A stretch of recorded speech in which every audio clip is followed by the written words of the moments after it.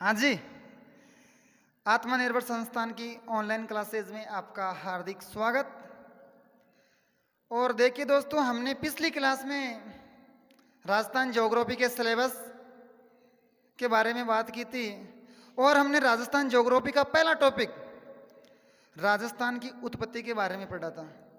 और जो आज राजस्थान ज्योग्राफी का जो सेकंड टॉपिक है वो है राजस्थान की स्थिति एवं विस्तार। तो पहले तो मैं उसको पीछे वाले को रिकॉल करवा देता हूँ, जिससे कि आपको और भी आपके भी रिवाइज हो जाए पीछे की बातें, और फिर हम कंटिन्यू करते हैं। तो जो हमारा जो संपूर्ण जो जो भूभाग है जल और स्थल, वो अपने आप में 100% है दोस्तों।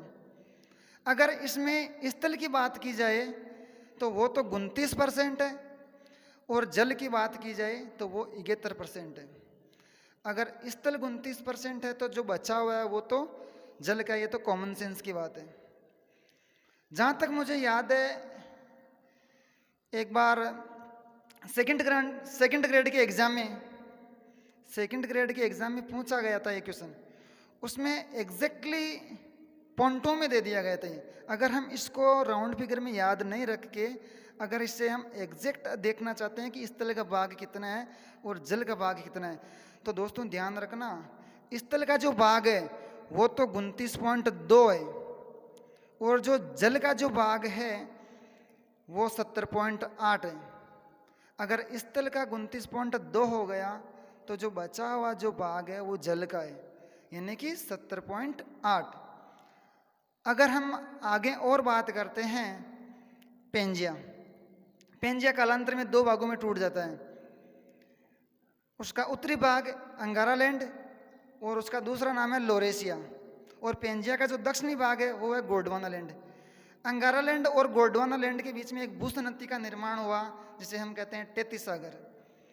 और अगर आपको और ऐसे पूछ ले कि टेती सागर के उत्तर में अवस्थित है, तो आपको बताना है अंगारा लैंड, और टेती सागर के दक्षिण में अवस्थित है गोंडवाना लैंड। और पेंजिया तो संयुक्त रूप से महाद्वीपीय भाग को पेंजिया कहा जाता है, पेंतलासा महासागरीय भाग को पेंतलासा कहा जाता है। एग्जाम्पल के लिए प्रशांत महासागर। और अब हम बात करें कि राजस्थान का निर्माण किससे हुआ है। राजस्थान का निर्माण हुआ है गोंडवाना लैंड और टेती सागर से। अंगारा लैंड के अवशेष नहीं मिले हैं दोस्तों हमारे राजस्थान में।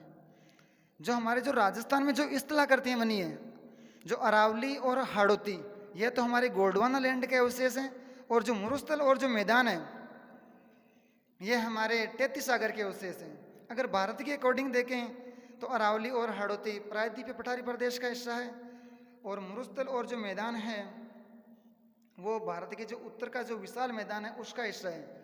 सबसे जो प्राचीनतम जो भौतिक प्रदेश है वो अरावली है, सबसे नवीनतम मैदान है। और अगर इनका क्रम पूछ लिया जाए तो अरावली, फिर उसके बाद में हाड़ौती का निर्माण हुआ, फिर बाद में मरुस्थल का, और फिर मैदान का। देखिए दोस्तों, अगर आपका कंसेप्ट अगर क्लियर है तो एग्जाम में अगर क्वेश्चन कैसे भी घुमा के दे तो आपका गलत नहीं होगा दोस्तों, लेकिन आपका कंसेप्ट क्लियर होना चाहिए। तो आज हम राजस्थान की उत्पत्ति का जो सेकंड टॉपिक है, हमने राजस्थान ज्योग्राफी के हिसाब से यानी भूगोल के हिसाब से राजस्थान की उत्पत्ति के बारे में पढ़ा है। अब मैं आपको ऐतिहासिक जो राजस्थान की जो ऐतिहासिक दृष्टि से राजस्थान की उत्पत्ति है, इतिहास के हिसाब से, यानी कि हमारा जो राजस्थान शब्द कैसे आया।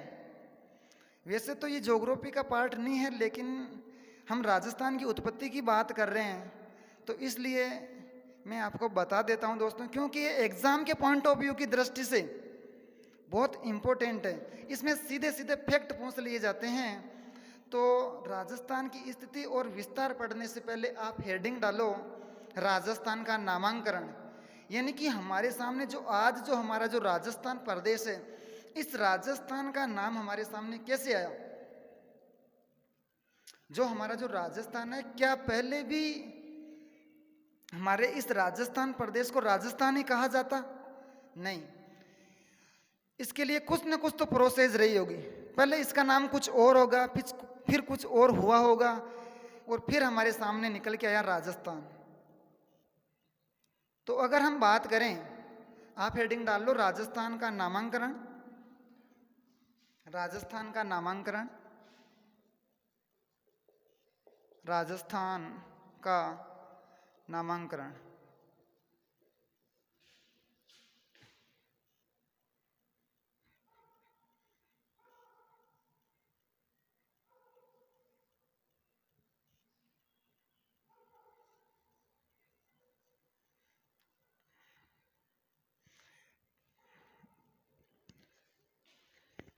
देखिए दोस्तों, नक्शा थोड़ा सा ऐसे ही आपके हिसाब से एडजस्ट कर लेना आप।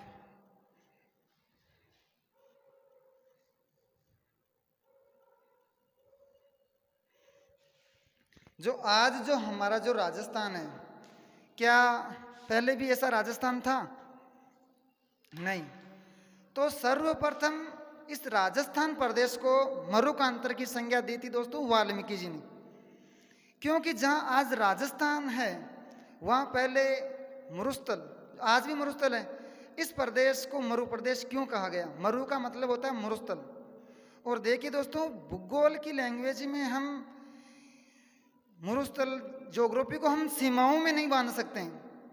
जैसे मरुस्थल है, मरुस्थल और भी स्टेट में फैला हुआ है और पाकिस्तान तक भी फैला हुआ है थार का मरुस्थल। और जैसे पर्वत और पठार होते हैं वो एक स्टेट से दूसरे स्टेट में भी फैले रहते हैं। जैसे अरावली पर्वतमाला है वो दिल्ली तक जाती है। तो हम ज्योग्राफी को हम सीमाओं में नहीं बांध सकते हैं। तो हम जहाँ मरुस्थल था तो इस प्रदेश को वाल्मीकि जी ने कहा था कि ये जो प्रदेश है मरुकांतर है। तो जहाँ पहले मरुस्थल था वहाँ आज हमारा राजस्थान है। तो अगर आपको पूछ ले कि सर्वप्रथम कि राजस्थान प्रदेश को मरुकांतर की संज्ञा किसके द्वारा दी गई? तो वाल्मीकि जी के द्वारा। फिर अगर हम आगे बात करें, आगे हमारे आए थे जॉर्ज थॉमस। आपसे ये भी क्वेश्चन, यहाँ से ये भी क्वेश्चन बनता है कि राजस्थान प्रदेश को सर्वप्रथम राजपूताना किसने कहा था? राजस्थान जो ये हमारा जो प्रदेश है इसे राजपूताना किसने कहा था? तो राजपूताना जो ये जो हमारा जो प्रदेश है राजपूताना, जो हमारा जो राजस्थान प्रदेश है इसको राजपूताना किसने कहा था दोस्तों? तो हमारे एक बंदा हुआ करते थे George Thomas. George Thomas. George Thomas ने इस प्रदेश को राजपूताना कहा था। और 1800 ईस्वी में, कब दोस्तों? 1800 ईस्वी में सर्वप्रथम राजपूताना शब्द का प्रयोग करने वाले जॉर्ज थॉमस थे दोस्तों। क्या इसको हमारे को इसके लिखित प्रमाण मिलते हैं? हाँ बिल्कुल मिलते हैं। एक बंदा हुआ करते थे विलियम फ्रैंकली। विलियम फ्रैंकली की पुस्तक है the military memories of mister George Thomas. William frankly की एक पुस्तक है, उन्होंने 1805 में प्रकाशित की थी दोस्तों, the military memories of mister George Thomas. उसमें राजपूताना शब्द का जिक्र किया गया दोस्तों।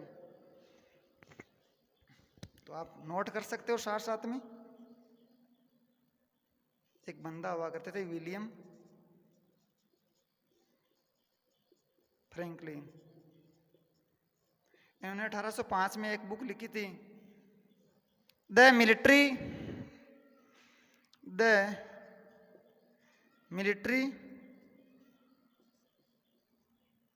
मेमोरीज ऑफ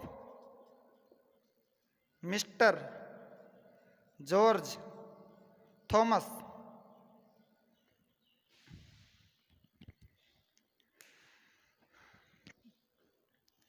और बाद में हमारे इतिहास के पिता आ गए थे Colonel James Tod. Colonel James Tod को तो वैसे आप सब जानते ही होंगे। कर्नल जेम्स टोड को राजस्थान के इतिहास का पिता कहा जाता है दोस्तों। कहा जाता है कि जो कर्नल जेम्स टोड है वो घोड़े के ऊपर बैठकर पूरे जो राजस्थान का इतिहास लिखा था, इसलिए कर्नल जेम्स टोड को घोड़े वाले बाबा के नाम से भी जाना जाता है। और कर्नल जेम्स टोड ने अपनी एक बुक लिखी थी the annals and antiquities of Rajasthan. और 1829 में इन्होंने ये बुक प्रकाशित की थी। और इस बुक में राजस्थान के लिए रायथान, रजवाड़ा और राजस्थान शब्द, रायथान, रजवाड़ा और राजस्थान शब्द का प्रयोग किया गया था दोस्तों। तो अगर आप पूछ ले कि राजस्थान के लिए सर्वप्रथम राजस्थान शब्द का प्रयोग किसके द्वारा किया गया, तो कर्नल जेम्स टोड के द्वारा। उसकी बुक थी the annals and antiquities of Rajasthan, और 1829 में इन्होंने प्रकाशित की थी। और अगर मैं इनके बारे में और अगर बात बताऊं तो इनको घोड़े वाले बाबा के नाम से भी जाना जाता है, और इनके गुरु का नाम है यति ज्ञानचंद्र। जो इनकी जो बुक है the annals and antiquities of Rajasthan, ये इनके गुरु को ही समर्पित है। और जो ये बुक है the annals and antiquities of Rajasthan, इसका एक दूसरा नाम भी है the central and western Rajput state of India.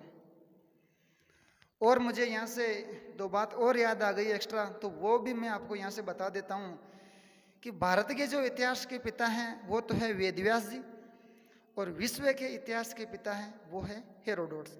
तो आप यहाँ तक पहले नोट करो, फिर आगे मैं और बताता हूँ दोस्तों।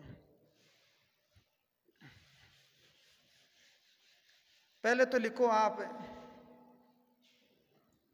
नामांकन में लिखो मरुकांतर।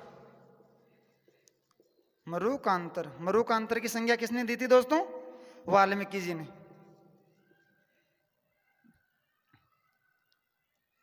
वाल्मीकि जी ने। राजपूताना, राजपूताना शब्द किसने दिया था? George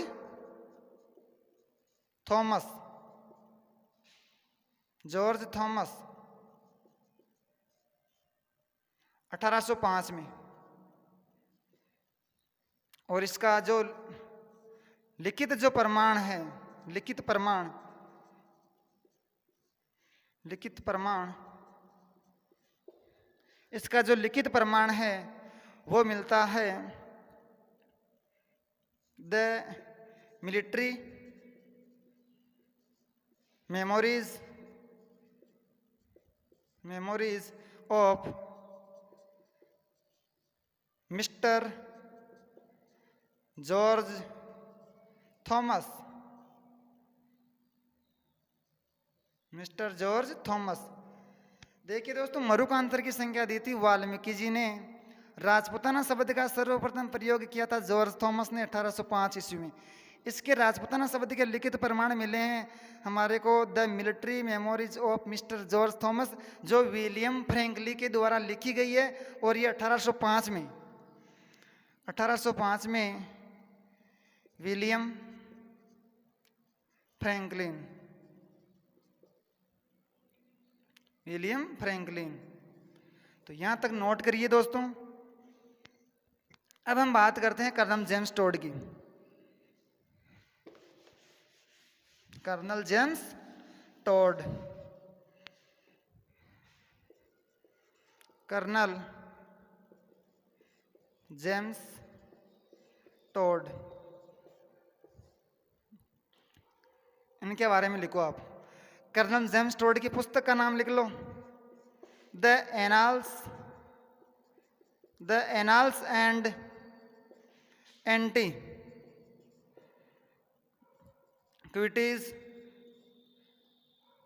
the annals and antiquities of Rajasthan, of Rajasthan 1829। और इसमें राजस्थान, रायथान और रजवाड़ा शब्द का प्रयोग किया गया। राजस्थान, रायथान और रजवाड़ा। और ये 1829 में लिखी है। और इनको राजस्थान के इतिहास का पिता कहा जाता है दोस्तों। राजस्थान लिख लेना दोस्तों, राजस्थान के इतिहास के पिता कहा जाता है। और आगे पॉइंट लगा के लिखना, कर्नल जेम्स टोड को घोड़े वाले बाबा के नाम से भी जाना जाता है। कर्नल जेम्स टोड को घोड़े वाले बाबा के नाम से भी जाना जाता है। एक पॉइंट और लगा लो आप इसमें कि कर्नल जेम्स टोड के गुरुजी का नाम क्या था? इनके गुरु का नाम था यति ज्ञानचंद्र। अब नोट में लिख लो आप दो एक्स्ट्रा चीजें। भारत के इतिहास का पिता वेद व्यास जी, और विश्व के इतिहास का पिता है हेरोडोट्स।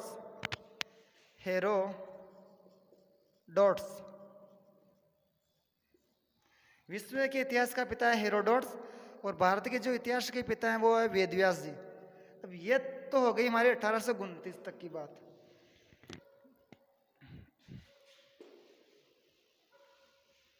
अब देखिए दोस्तों, क्या राजस्थान शब्द के प्राचीनतम साक्ष्य भी मिले?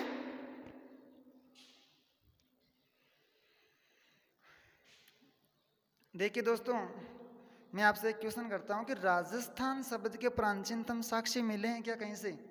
हाँ, बिल्कुल मिले हैं दोस्तों। जो राजस्थान के जो प्राचीनतम जो साक्ष्य मिले हैं वो शिलालेखों से मिले हैं दोस्तों। शिलालेख कहते किसे हैं? जो राजा हुआ करते हैं वो बड़े बड़े पत्थरों पर इतिहास लिखवाया करते हैं, उसे शिलालेख कहते हैं। तो राजस्थान में जो शिलालेखों से जो राजस्थान शब्द मिला है वो कहाँ से मिला है?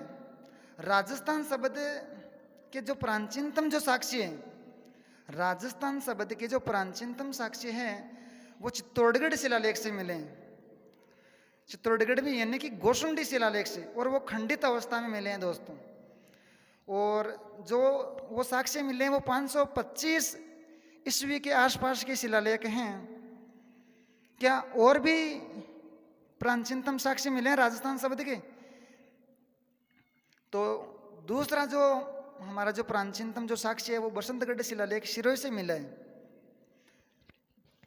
तो आप लिखो दोस्तों, राजस्थान के प्राचीनतम साक्ष्य, जो राजस्थान के जो प्राचीनतम जो साक्ष्य हैं वो एक तो मिले हमारे चित्तौड़गढ़ शिलालेख से, चित्तौड़गढ़ शिलालेख, या हम कह सकते हैं गोसुंडी शिलालेख। गोसुंडी शिलालेख कब का है? 525 ईस्वी का। इसके अलावा और राजस्थान में प्राचीनतम साक्ष्य कहाँ से मिले? देखिए दोस्तों, एक बार मुझे याद है जहाँ तक एक क्वेश्चन पूछा गया था कि राजस्थान शब्द का जो प्राचीनतम साक्ष्य है वो सर्वप्रथम कहाँ से मिला? तो ऑप्शन थे, क्वेश्चन ऐसे था कि राजस्थान शब्द के प्राचीनतम साक्ष्य कहाँ से मिले? कहाँ से मिले? ऑप्शन में था, पहला ऑप्शन था बसंतगढ़। बसंतगढ़ जो शिलालेख है वो सिरोही में आता है दोस्तों। दूसरा ऑप्शन था बिजोलिया। बिजोलिया हमारे भीलवाड़ा के अंदर है, बिजोलिया शिलालेख। और तीसरा ऑप्शन था जूनागढ़। और चौथा ऑप्शन था हमारे बाबरू शिलालेख, हमारे बेराट जयपुर में है। तो उसमें जो इसका चित्तौड़गढ़ जो गोसुंडी वाला जो शिलालेख है इसका जिक्र ही नहीं किया गया। तो राजस्थान में जो प्राचीनतम साक्ष्य मिले थे वो बसंतगढ़ शिलालेख सिरोही से मिले थे। तो राजस्थान शब्द के सर्वप्रथम, तो फिर वहाँ से गाइडों में ये क्वेश्चन छप गया कि राजस्थान शब्द के प्राचीनतम साक्ष्य सर्वप्रथम कहाँ से मिले? तो गाइडों में आने लगा कि बसंतगढ़ सिरोही, बसंतगढ़ शिलालेख सिरोही। ऐसा नहीं है दोस्तों, वो तो ऑप्शन में नहीं आया, ऑप्शन के ऊपर डिपेंड करता है दोस्तों। तो अगर पूछे कि राजस्थान शब्द के जो प्राचीनतम साक्ष्य वो कहाँ से मिले, तो गोसुंडी शिलालेख सिरोही से। अगर बाद में पूछे कि इसके बाद में कहाँ पर मिलेगा, सेकंड नंबर पर जो राजस्थान शब्द के जो प्राचीनतम साक्ष्य है वो बसंतगढ़ शिलालेख सिरोही से मिले, और 632 ईस्वी के आसपास का ये शिलालेख है। 632 ईस्वी के आसपास का। तो हमने ये तो अप्रत्यक्ष रूप से मिले, और प्रत्यक्ष रूप से तो हमने प्रत्यक्ष रूप से राजस्थान शब्द का जो प्रयोग करने वाले थे वो थे हमारे कर्नल जेम्स टोड। उन्होंने 1829 में प्रत्यक्ष रूप से राजस्थान शब्द का प्रयोग किया था। और जो अप्रत्यक्ष रूप से हमारे गोसुंडा शिलालेख और बसंतगढ़ शिलालेख से भी राजस्थान शब्द के प्राचीनतम साक्ष्य मिले। यहाँ से एक बात और दोस्तों, यहाँ से जो शिलालेख मिले क्या उनमें राजस्थान शब्द का एग्जैक्टली राजस्थान शब्द के साक्ष्य मिले? ऐसा नहीं है दोस्तों। जो गोसुंडी वाला जो शिलालेख है यहाँ से राजस्थानीय शब्द मिला है, राजस्थानीय शब्द मिला है। और जो बसंतगढ़ जो शिलालेख है सिरोही वाला, यहाँ से जो शब्द मिला है वो मिला राजस्थानीय द्वितीय शब्द मिला है दोस्तों। तो ये भी आप ध्यान रखना कि राजस्थानीय जो वर्ड मिला है वो तो गोसुंडी शिलालेख चित्तौड़गढ़ से मिला है, और राजस्थानीय द्वितीय जो शब्द मिला है वो मिला है बसंतगढ़ सिरोही से। ये तो हो गई हमारे 1829 तक की बात। कर्नल जेम्स टोड ने 1829 में इस प्रदेश को राजस्थान कहा था। तो अब हम बात करते हैं 1829 के बाद की। अगर हम 1829 के अगर बाद की बात करें, 1829 के बाद, या हम इसे ऐसे कह सकते हैं कि आजादी से पहले यानी स्वतंत्रता के पहले का समय। तो आजादी से पहले बोलो या 1829 के बाद का जो टाइम पीरियड था, तो इसमें क्या हुआ करता था कि दोस्तों हमारे यहाँ अंग्रेजों और राजाओं का शासन हुआ करता था, और जो हमारी जो यहाँ की जो प्रशासनिक जो व्यवस्था थी, यहाँ अंग्रेजों और राजाओं का शासन हुआ करता था। अंग्रेजों और राजाओं का शासन हुआ करता था दोस्तों। और जो यहाँ की जो प्रशासनिक जो व्यवस्था थी वो हुआ करती थी रियासतें, ठिकाने और केंद्र शासित प्रदेश। हम प्रशासनिक व्यवस्था की बात करें, प्रशासनिक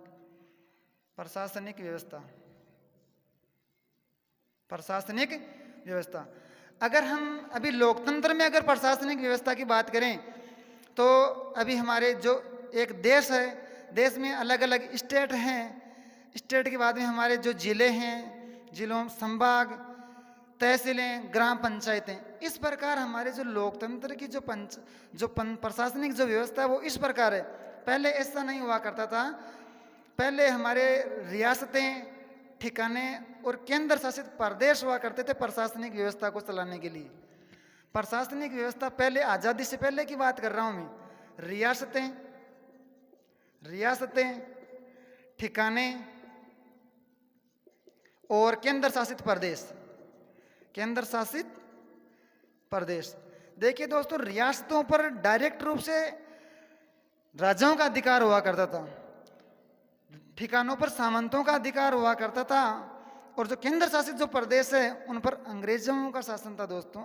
डायरेक्ट रूप से यानी मैं कह सकता हूं कि प्रत्यक्ष रूप से राजाओं का अधिकार था यहाँ पर। अब अगर हम बात करें कि जो इस प्रदेश का जो नाम निकल के आया राजस्थान, वो क्यों आया? क्योंकि 1829 में हमारे भी इधर राजा महाराजाओं का शासन था, तो ये राजाओं का स्थान था दोस्तों। तो कर्नल जेम्स टोड जी ने दिमाग लगाया और उन्होंने इस प्रदेश को राजस्थान शब्द कह दिया। उनकी पुस्तक में लिखा कि ये तो राजस्थान है, ये तो राजाओं का स्थान है। अब हम बात करें स्वतंत्रता के समय की, यानी आज़ादी के समय की। स्वतंत्रता के समय,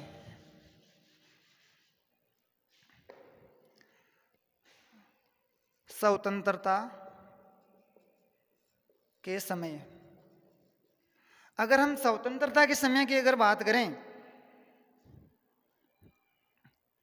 तो भारतवर्ष में करीबन 565 के आसपास रियासतें थी और ठिकाने और केंद्र शासित प्रदेश हुआ करते थे। भारतवर्ष में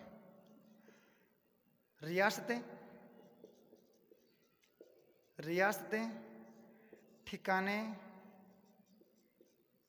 और केंद्र शासित प्रदेश। उस समय भारत आजाद हो रहा था स्वतंत्रता के समय,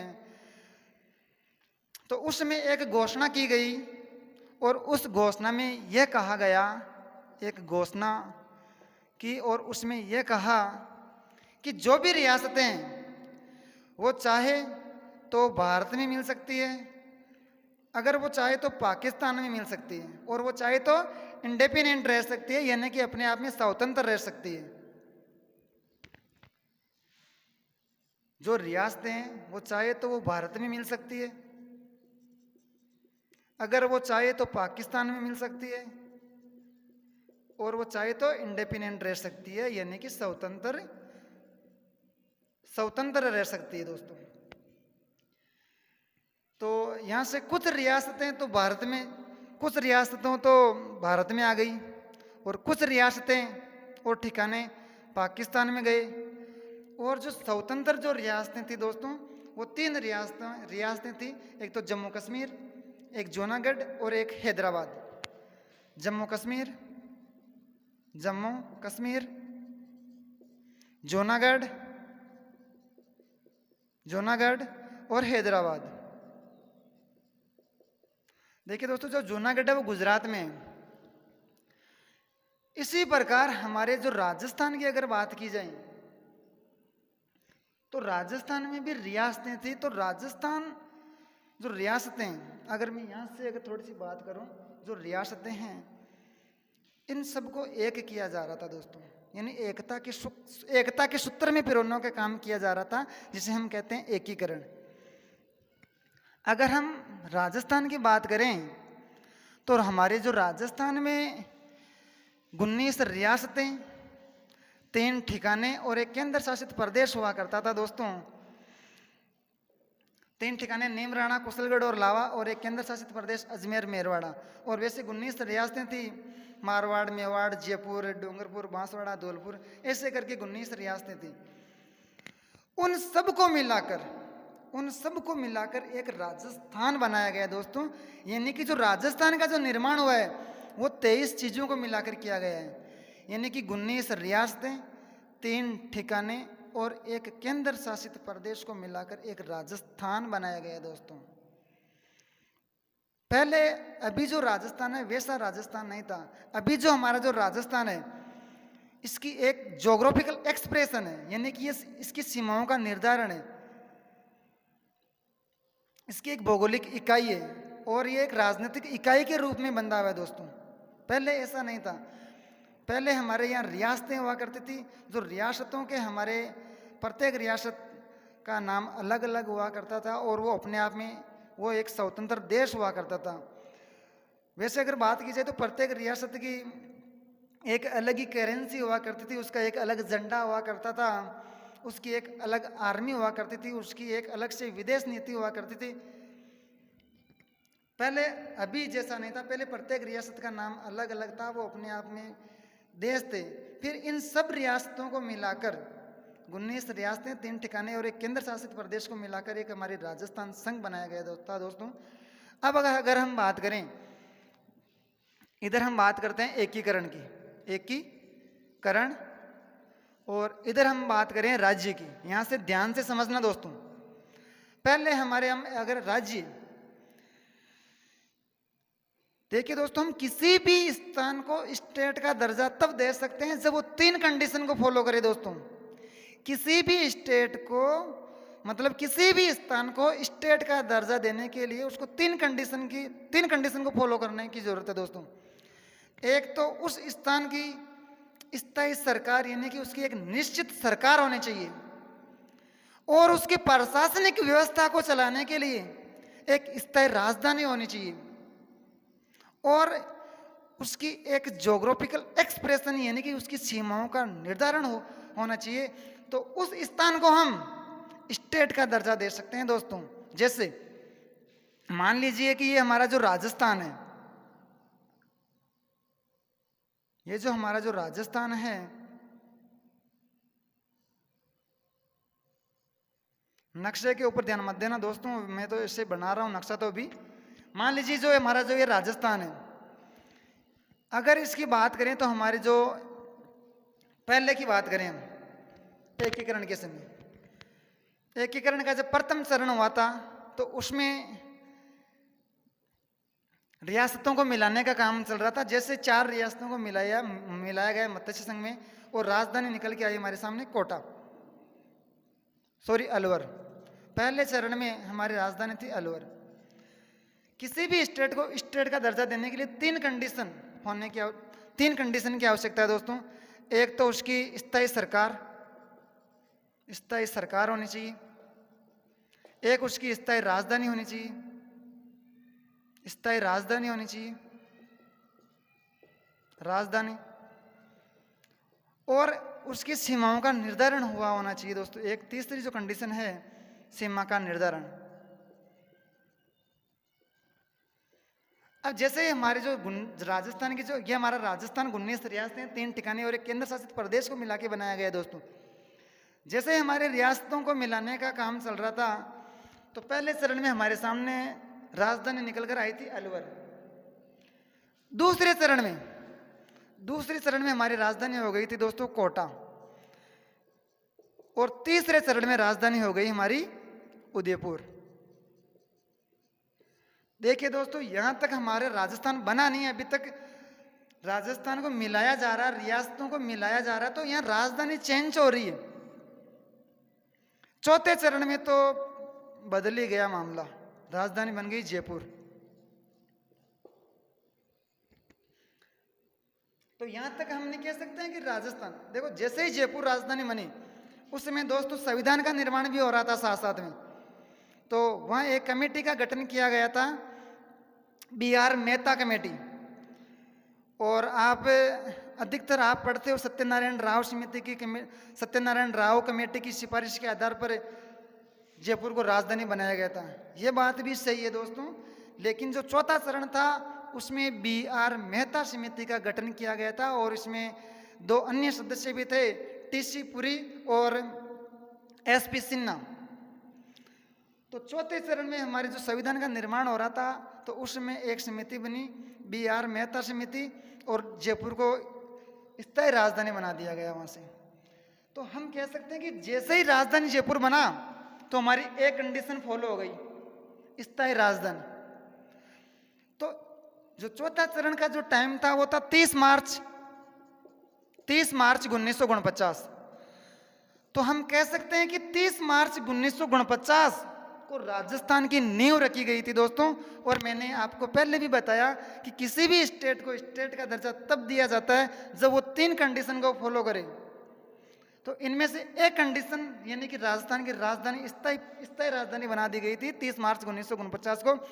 तो हम कह सकते हैं कि राजस्थान की नींव कब रखी गई थी दोस्तों, तो 30 मार्च 1949 को। 30 मार्च को राजस्थान दिवस के रूप में भी मनाया जाता है दोस्तों। और इसका एक रीजन और है दोस्तों, 30 मार्च 1949 को अगर हम बात करें तो उस दिन हिंदू नववर्ष की शुरुआत हुई थी दोस्तों। अगर हिंदू नववर्ष की शुरुआत की अगर हम बात करें तो हिंदू कैलेंडर के अनुसार चैत्र शुक्ल एकम को हिंदू नववर्ष की शुरुआत होती है।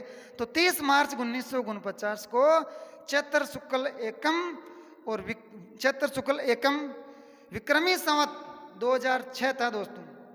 और मैं आपको एक बात बता देता हूँ, विक्रमी संवत से मेरे को याद आ गया, शक संवत और विक्रमी संवत में 57 साल का अंतर है दोस्तों।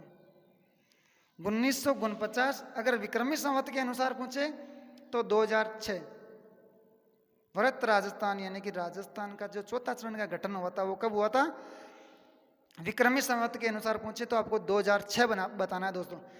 देखिए दोस्तों, आपको ये नाम तो आप सभी सुने होंगे कि छप्पनिया का अकाल, आप पढ़ते हो 1956, वो विक्रमी संवत के अनुसार है दोस्तों। वैसे जो छप्पनिया का अकाल है वो 1899 में छप्पनिया का अकाल पड़ा था शक संवत के अनुसार। जो हमारे जो बुजुर्ग हैं वो विक्रमी कैलेंडर को मानते हैं वो, तो उस हिसाब से उसका नाम ही 1956 का अकाल हो गया। शक संवत से विक्रमी संवत 57 साल आगे चलता है दोस्तों। तो यहाँ जयपुर राजधानी हो गई, यानी कि राजस्थान की नींव रखी गई थी BR मेहता समिति की सिफारिश के आधार पर। सत्यनारायण जो राव समिति है उसका गठन, जो हमारा जो एकीकरण का जो लास्ट चरण है 7वां चरण, जिसमें अजमेर मेरवाड़ा को मिलाया गया था, उस समय इस कमेटी का गठन किया गया था P सत्यनारायण राव समिति का। क्योंकि अजमेर जो मेरवाड़ा है वो ऐसे मांग कर रहा था कि राजधानी अजमेर बनाई जाए। तो इसके लिए एक कमेटी का गठन किया गया था, पी सत्यनारायण राव समिति। और उसमें यह कहा गया कि यार देखो 7 साल से राजधानी जयपुर ही है, वहाँ पानी आने की भी व्यवस्था है और सब मामला सेट है, तो आप यार ऐसा मत करो। फिर उन्होंने नहीं माना, तो अजमेर को लॉलीपॉप के रूप में माध्यमिक शिक्षा बोर्ड, राजस्व विभाग देकर अजमेर को राजी किया। तो राजस्थान का जो 7वां जो चरण था उसमें जाके बनी थी पी सत्यनारायण राव समिति। उसकी सिफारिश के आधार पर जयपुर को राजधानी बनाया गया था दोस्तों। अब अगर हम बात करें 5वें, 6वें और 7वें चरण में, 7वें चरण की अगर हम बात करें, 1 नवंबर 1956 जो 7वां चरण था, जो 7वां जो हमारा जो चरण था, 7वां चरण एकीकरण का 1 नवंबर 1956, इस दिन राजस्थान का वर्तमान स्वरूप सामने आ गया दोस्तों। यानी कि आपको पूछ ले कि राजस्थान का वर्तमान स्वरूप कब बना, तो आपको बताना है 1 नवंबर 1956।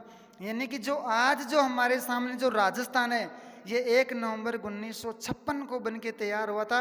सभी रियासतें, ठिकाने और केंद्र शासित प्रदेशों को इस दिन मिला लिया गया था दोस्तों। इसलिए हम कह सकते हैं कि जो आज जो हमारा जो राजस्थान है, इसका हमारे सामने वर्तमान स्वरूप कब आया, 1 नवंबर 1956 में। यहाँ से एक क्वेश्चन और बनता है, संवैधानिक या प्रशासनिक दृष्टि से राजस्थान शब्द का प्रयोग कब किया गया था दोस्तों। संवैधानिक या प्रशासनिक दृष्टि से तो हम कह सकते हैं कि 26 जनवरी 1950 को, क्योंकि 26 जनवरी 1950 को संविधान का निर्माण हुआ था दोस्तों, और संविधान बन के हमारा कंप्लीट हो गया था 26 जनवरी 1950 को। तो उसमें हमारे जो संविधान की जो पहली अनुसूची है, उसमें सभी राज्यों के नाम, यानी कि संघ,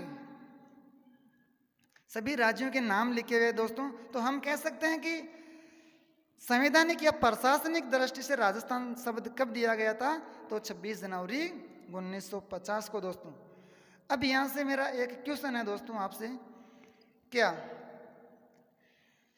अब मेरा एक क्वेश्चन है, क्या राजस्थान के वर्तमान स्वरूप में बदलाव किया जा सकता है? क्या राजस्थान के वर्तमान स्वरूप, क्या राजस्थान के वर्तमान स्वरूप में बदलाव किया जा सकता है? किया जा सकता है? आपको जवाब देना है हाँ या ना, हाँ या ना। देखिए दोस्तों, राजस्थान के वर्तमान स्वरूप में बदलाव किया जा सकता है। हाँ, कैसे किया जा सकता है?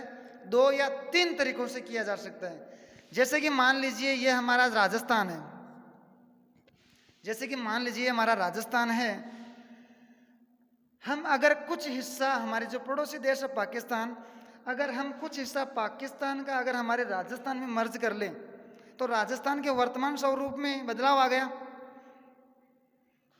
देखिए दोस्तों, स्वरूप में बदलाव आ सकता है, लेकिन प्रशासनिक व्यवस्था में बदलाव नहीं आएगा। राजस्थान के स्वरूप में बदलाव आ सकता है, लेकिन प्रशासनिक व्यवस्था में बदलाव नहीं आएगा। जैसे इधर हमारे एमपी है या हमारे कोई भी पड़ोसी स्टेट है, अगर उसका कुछ हिस्सा राजस्थान में मिला लिया जाए, तो भी राजस्थान के वर्तमान स्वरूप में बदलाव आ सकता है दोस्तों। अगर हम बात करें, राजस्थान में अभी 33 जिले हैं, अगर 34वां जिला बनाए, अगर 34वां जिला बनाए, तो भी राजस्थान के वर्तमान स्वरूप में बदलाव आएगा।